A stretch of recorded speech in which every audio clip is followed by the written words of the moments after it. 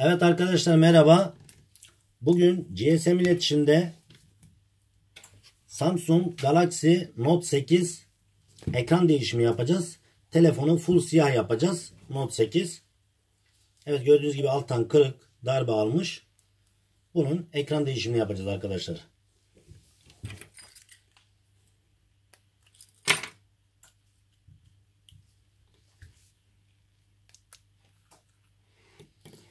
Sim kart yuvası ve kalemini çıkartıyoruz öncelikle.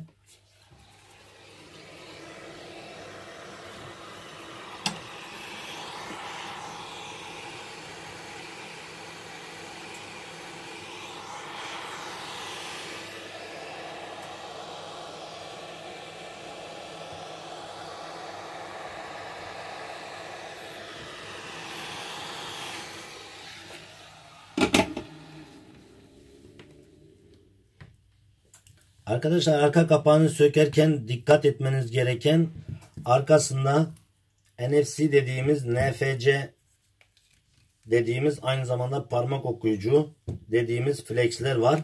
Onlara dikkat edelim. Aksi takdirde ciddi zararlar verebiliriz.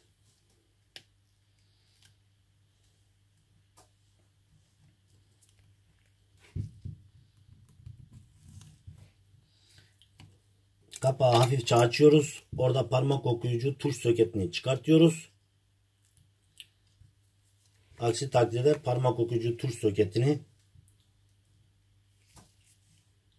yırtabilirsiniz, zarar verebilirsiniz arkadaşlar. Evet, gördüğünüz gibi parmak okuyucusu. Arka kapaktan da gösterelim yerini. Evet. Hı hı.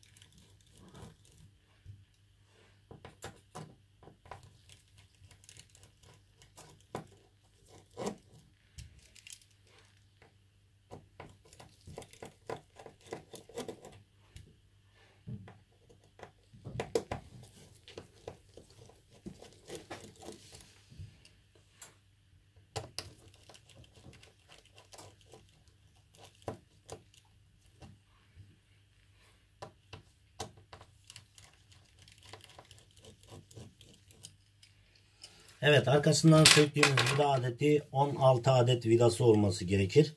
Ona özellikle dikkat edelim. Şu anda NFC kablosuz şarj dediğimiz NFC kapağını çıkartıyoruz.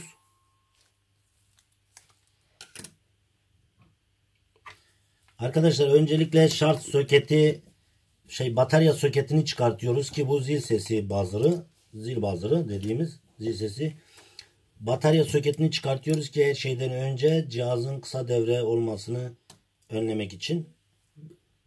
Hangi tamir yaparsanız yapın, her şeyden önce batarya soketini çıkartın arkadaşlar. Aksi takdirde cihaz kısa devreye neden olabilir ve cihaza ciddi zararlar verilebilir.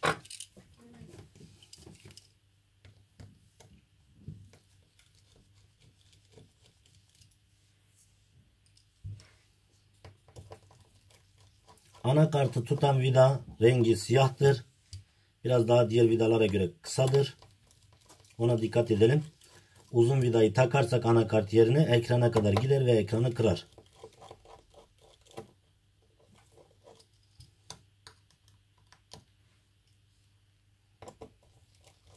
Şu anda şarj soketi ve mikrofonun olduğu parçadaki vidaları söküyoruz. Aynı zamanda dış kulaklık soketi dediğimiz soket, şu anda dış kulaklık soketi.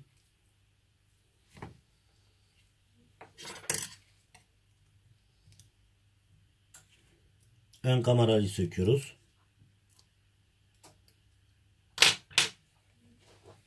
Arkadaşlar bir cihazdaki en önemli şey anakarttır. Anakartı her şeyden önce sağlama almak gerekir. Anakart cihazın kendisidir. Diğer parçalar bulunur ama anakart cihazın kendisidir. Onun için bunu hassas bir şekilde sökmemiz gerekiyor.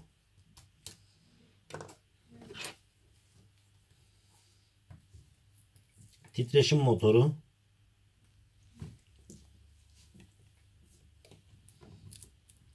Sensör dediğimiz yüzümüze doğru götürdüğümüzde kararan parça. Bu sıvı uçucudur. Bataryaya herhangi bir zarar vermez. Bataryanın altındaki yapışkanın rahat çıkmasını sağlar.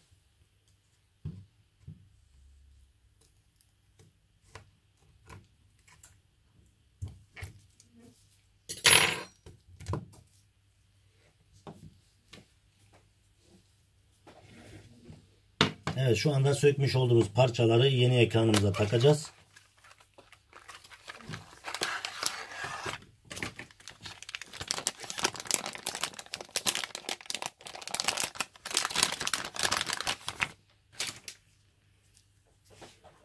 Evet, sökmüş olduğumuz parçaları sırasıyla yeni ekrana takacağız arkadaşlar.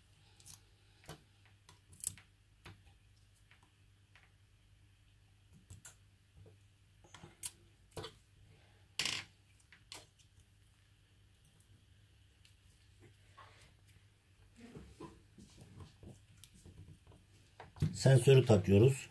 Titreşim motorunu takıyoruz.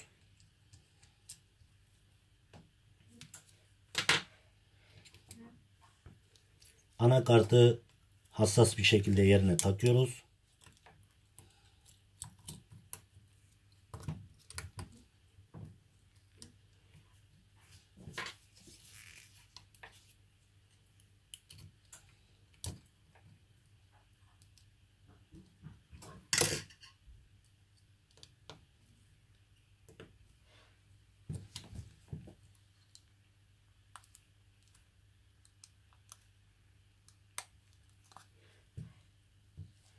Dış kulaklık soketini de takıyoruz.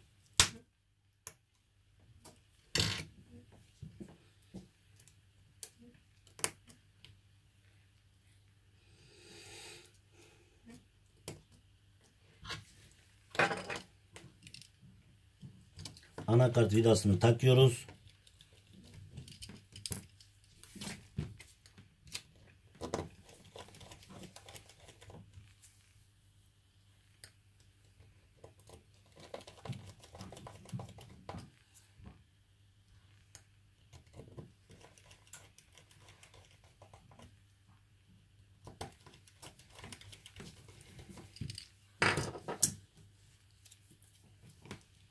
Son olarak bataryayı takıyoruz.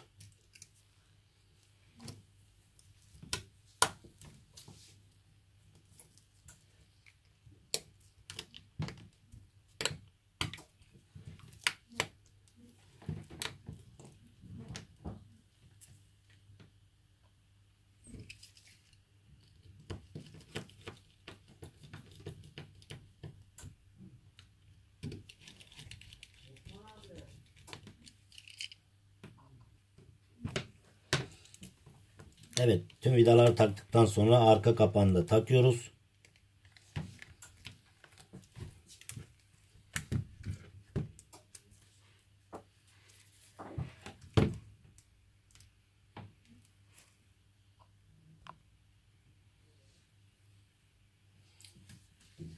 GSM iletişimde Samsung Galaxy Note 8 ekran değişimi yapılmıştır. İzlediğiniz için teşekkür ederim. Jelatini kaldıralım.